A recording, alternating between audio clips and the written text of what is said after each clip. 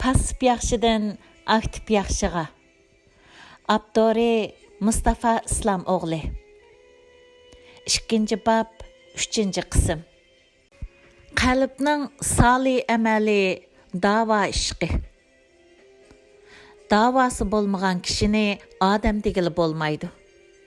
Dava, arzu ve dua o'xshash bir söz yıldızdan kelgan sözler bulup, davası yo'qning arzusu mu yo'q deganlikdir. Arzusu bolmagan kişinin duası mı bolmaydı. Duası yo'q kishiga ilahi kalam mundaq deydi. Eğer sizlarning duayinglar bo'lmasa, Rabbinglar sizlarga parvo qilmaydi. Dava egisi bo'lish bir arzuga ega bo'lganlik bo'lib, ulug' arzuga ega bo'lganlar haqiqatning va ma'noning peshidan mangadi. İnkarchilik bir ma'naviy radiatsiyonga o'xshash yuraklarga singib kirib, iymonlarni palach holga keltirib qo'ygan bir dunyoda kelajakni dava ro'yiga ega kishilar qurib chiqadi. Chunki davası bo'lganlar xiyol qiladi, tush ko'rdi. Afrikadagi yetimlarga ega chiqish uchun Afrikaga tunji qatim borganimda meni qo'rqitgan bir narsani his qildim. Afrika eng ehtiyojli bo'lgan narsa pul yoki texnika va yoki ochliq emas, balki tushga ehtiyojli edi. Ularning o holini ko'rib ko'nglimdan bu kishilar tushini yo'qitib qo'yibdi degan jumla o'tdi. Balkim bu jumlaning to'g'risi mundaq bo'lsa kerak. Birsi ularga tushini unutildiribdi. Ular xiyol qilishni, arzu tiklashni unutib qopti. Barliq masalalarning ostida yotgan sabab bu edi. Eğer bir kuni tush ko'rishga başlasa, bir kuni o'g'irlangan xiyollarni to'nib yetib, uning peyiga tushsa, ishonamanki Afrikaning qora baxti oqirishga boshlaydi va hech kim ularga yetisholmaydi. Dava sahibi bo'lishning o'zila yetarlik bo'lmaydi. Ochiq qilib aytganda, ishq bo'lmay turib, dava odami bo'lg'ili bo'lmaydi. Bunu ömrüm boyunca bir qancha qatim tajriba qildim. İnsan yetishtirib chiqish uchun o'zingizni beg'ishlaysiz. Ömrüngizni sarf qilsiz, eng chechan kishilarni tanlaysiz, barligingizni uningga ataysiz. Vaqtingizni, hatto necha 10 yilingizni uningga beg'ishlab o'qitisiz. Bilim bilan qurollantirsiz. Beg'ishlaysiz, lekin bilim harakatga o'tish uchun yetarlik bo'lmaydi. Agar izchil shohidlik holatiga aylangan ishq muhabbat bo'lmasa, bilimi ko'paygan sari mas'uliyati oziydi. Agar kishiga mas'uliyat engiga aylangan ishq muhabbat bo'lmasa, bilimi ko'paygan sari horg'inlikka eshib bordi. Agar kishiga xashiyat, ya'ni ayrilib qilish qo'rqusiga aylangan bir oshiq bo'lmasa, bilimi oshgan sari solih amallar oziydi. Mana bu vaqtda izchil shohidlik bo'lgan ishqning bilimni anga aylantiradigan bir iksir ekanligini bilib yetisiz. Birər kishining yaramliq bo'lib yetishib chiqishiga yor yo'lakda bo'lish uchun o'ttirg'i chiqsiz. Özünüzge təvə bolğan nərslərdən tatıb, vaqt, əcr sərf qılısız, şəfqətinizni bağışlaysız, öyünüzge ömürlük cübdünüzga, yürək barınız bolğan pərzəntlərinizgə ayrıydığan vaqtınızını mı onunğa ataysız.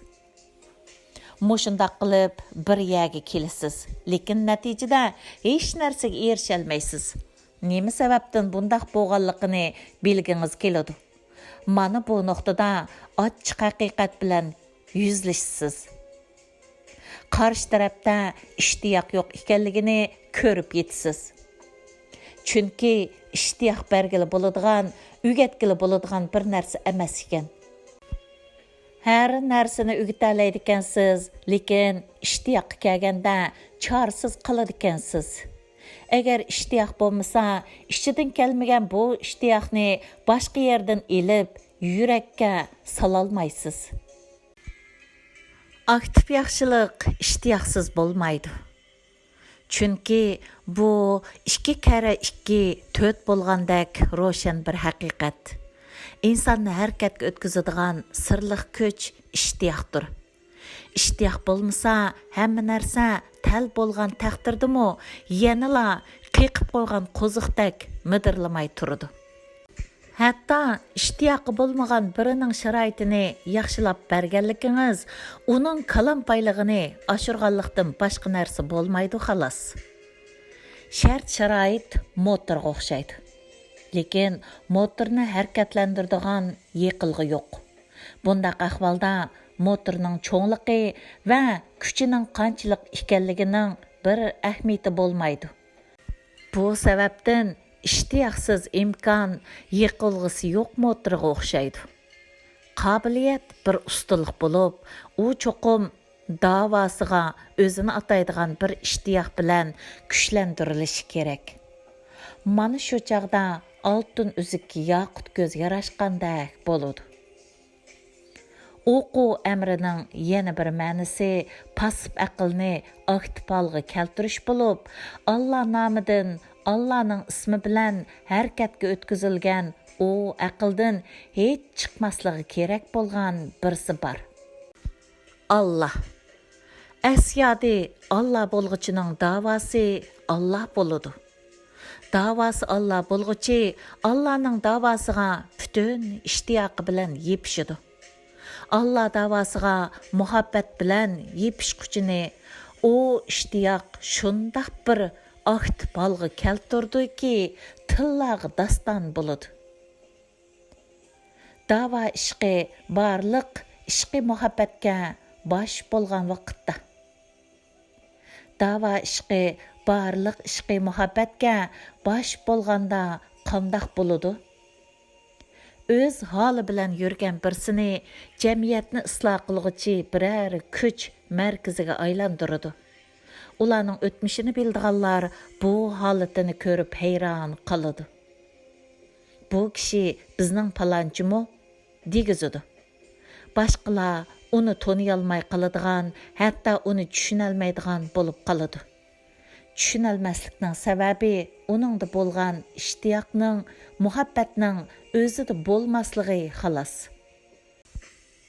Dava ishqi qalbiga yerlashishdan burun boshqa birining jalbkorligiga masxush bo'lgan kishining agar qalbida dava ishtiyoqi paydo bo'lsa, u jalb qilish markaziga aylanadi.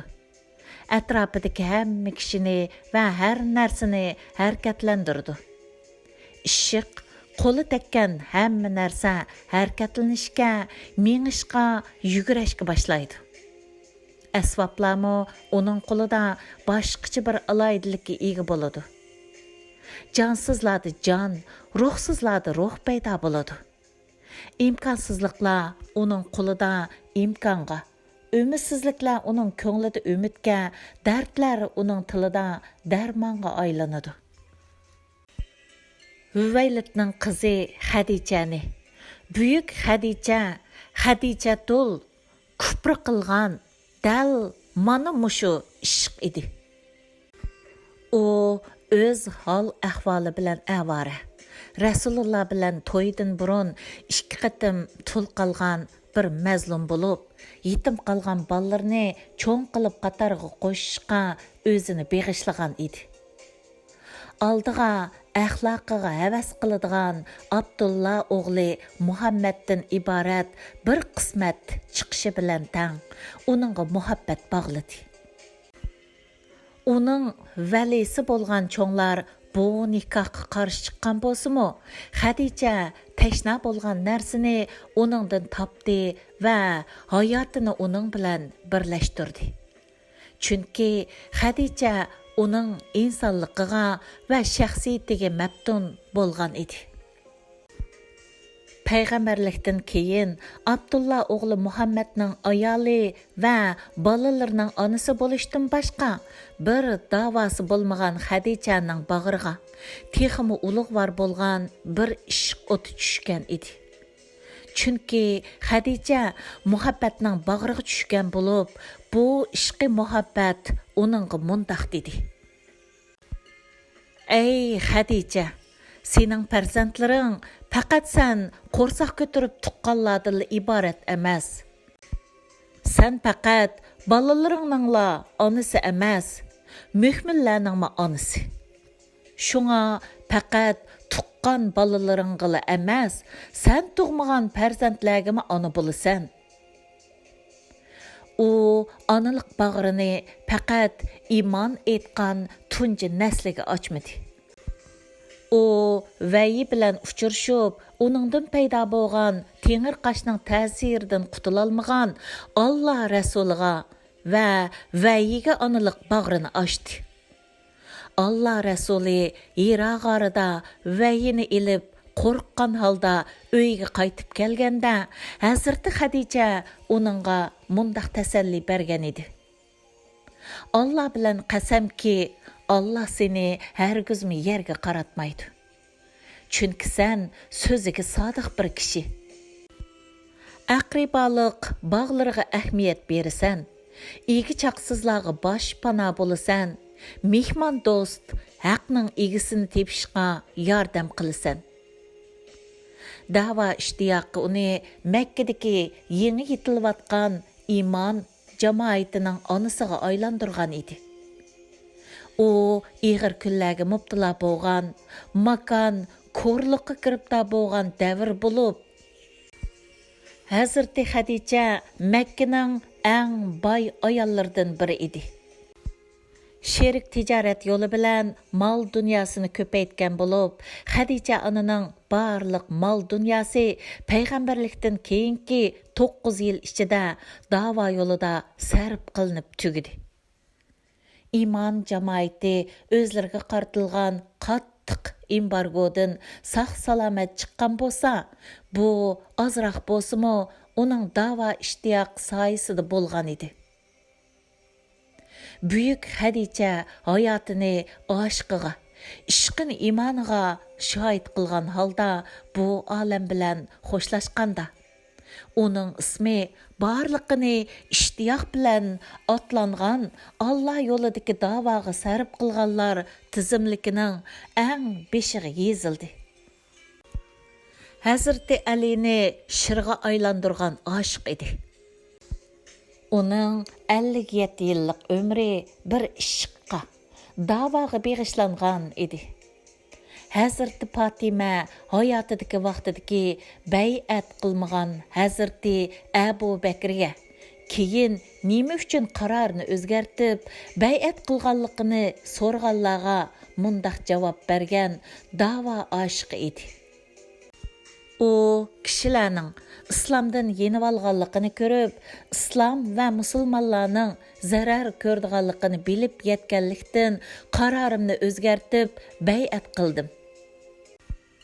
O'zini hammadan bak yaxshi ko'rdigan va o'zim yaxshi ko'rdigan Sahil bi Hunayb vafot bo'lganda Hazrati Ali mundaq degan edi.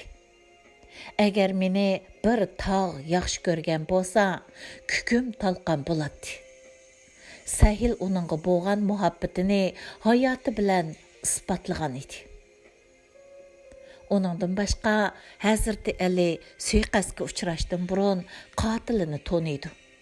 Uni jazolashni talab qilganlarga u texi meni o'ltirmadi deydi. Bu muomalasini aql bilan emas, faqat muhabbat bilan izolig'ili bo'ladi.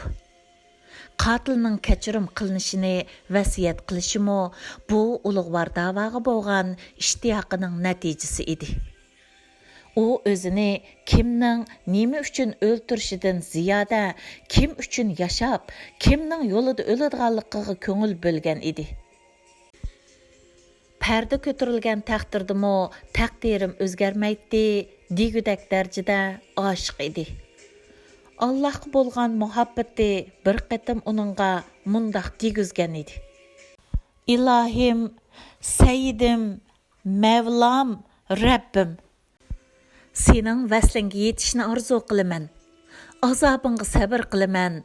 Ammo sendan ayrilib qilishga qandoqmi chiday?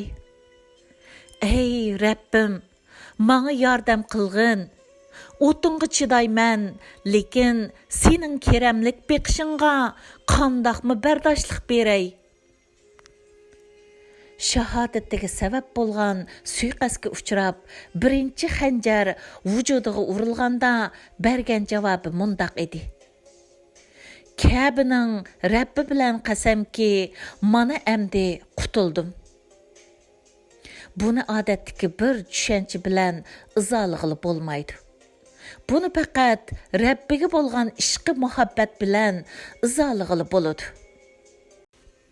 Mana bu ishqi muhabbatni biz Mauna quduq atrofidagi bo'kturmada shahid qilingan 70 muallimning yetakchisi Amir bi Fuhayrada ko'ramiz.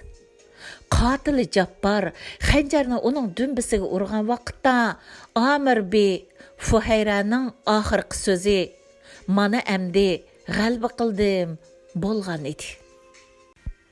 Hazrati Abu Bakrni sidiq qilganmi davoga bo'lgan ishqi muhabbati edi.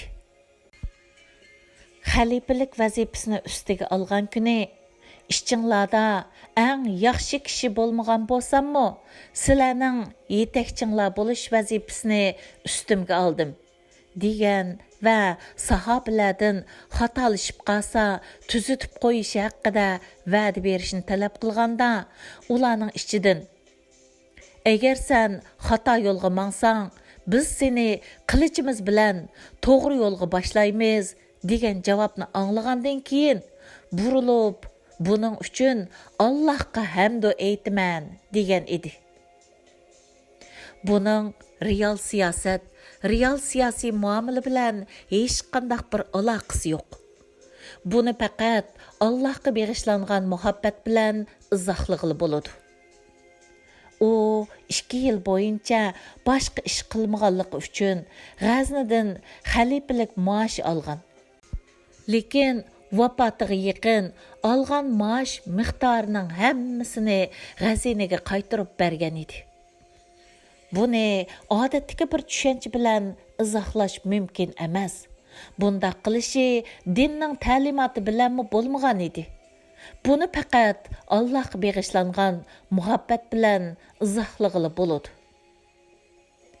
Hazrati Umarni Faruq qilganmi davoga bo'lgan ishqi muhabbati edi. Yo'lda ketayotganda Allohdan qo'rq, ey Umar degan biriga Umar kimki Allohdan qo'rqmag'idak deb javob bergan va tizlanib o'ltirib bir hazo buqildab yig'ilgan edi. Suiqasd sababidan ig'ir yaralangan edi Hazrati Umar. U qotilning kim ekanligini bilishga qiziqmagan bo'lib, uning birdan bir qiziqishi Allohning o'zini mag'firat qilib qilmasligi edi. Mana bu sababdan yarisidan qon eqib tursimi mundaq deydi. Allah seni mag'firat qilmasa, onang sana yig'ilsin, ey Umar. Allohga bo'lgan muhabbatni nazardan saqit qilgan holda bu muomalani izohlay olmaysiz. Davomi bor.